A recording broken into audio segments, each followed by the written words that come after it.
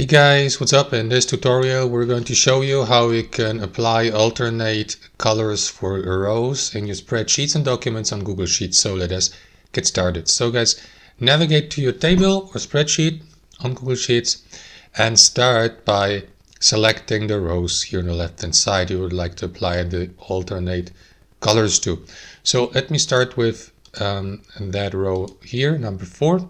And select the rest. So you can do that, for example, by pressing, holding and pressing left shift on your keyboard and by selecting the remaining rows. So I can do that really quickly. There you go.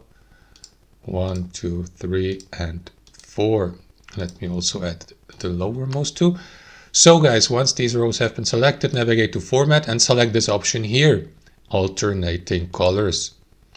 And after that, guys, confirm the range here. So make sure that you have selected the rows, which is 4 to 19, which is this one here. So after that, customize your alternating colors. You may select the default style, apply it to your header and the footer. And here, guys, simply start applying the colors. Start with your header.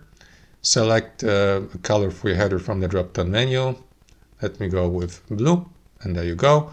And then you can also apply a color to alternating colors to your rows below by selecting the drop-down menu below or next to color 1, and do the same for color 2, and so on and so forth. You can also use a color picker, for example, if you like, and go, I don't know, with you go with black.